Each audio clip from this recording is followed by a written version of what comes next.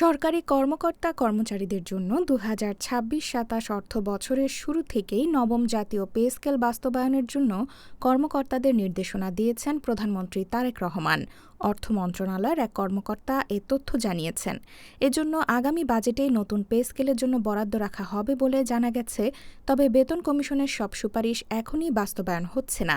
এটি কাটছাঁট করে ধাপে ধাপে বাস্তবায়ন হবে বলে ইঙ্গিত দিয়েছে সরকারের সংশ্লিষ্ট দপ্তর। প্রথম ধাপে আগামী বাজেটে অন্তত ৩৫,০০০ কোটি টাকার সম্ভাব্য বরাদ্দ থাকতে পারে বলে কর্মকর্তারা জানিয়েছেন। বরাদ্দ হলে প্রথম ধাপে মূল বেতনের একাংশ বাড়ানো হবে। এর পরের অর্থবছরে বাকি অংশ এবং ২০২৮-২৯ অর্থ বছরে অন্যান্য সুবিধা শতভাগ বাড়বে। প্রথম ধাপে সরকারি, স্বায়ত্তশাসিত, আধা সরকারি, বিচার বিভাগ ও বিভিন্ন বাহিনীর চাকরিজীবীরা তাদের বেসিক বেতনের ৫০% পাবেন। বাকি অংশ পরের ২ অর্থ বছরে কার্যকর করা হবে।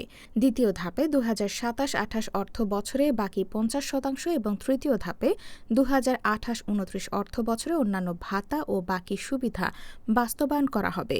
নতুন বেতন কাঠামো বাস্তবায়নে প্রায় ১,০৬,০০০ কোটি টাকা প্রয়োজন হবে, আর পেনশন দিতে অতিরিক্ত লাগবে অন্তত ২৫,০০০ কোটি টাকা। সব মিলিয়ে ১,৩১,০০০ কোটি টাকা প্রয়োজন হবে। সংশ্লিষ্ট কর্মকর্তারা মনে করছেন, ৩ বছরের এই ধাপে ধাপে বাস্তবায়নের সিদ্ধান্তের ফলে দেশের সামগ্রিক বাজারে মূল্যস্ফীতির ওপর নতুন করে কোনো চাপ পড়বে না এবং সরকারের নগদ অর্থায়ন ব্যবস্থাপনাও অনেক সহজ হবে। সংশ্লিষ্ট সূত্র জানায়, সাবেক সচিব জাকির আহমেদ খানের নেতৃত্বাধীন পে কমিশন সরকারি চাকরিজীবীদের বেতন ১০০ থেকে ১৪৭% পর্যন্ত বাড়ানোর প্রস্তাব করেছিল।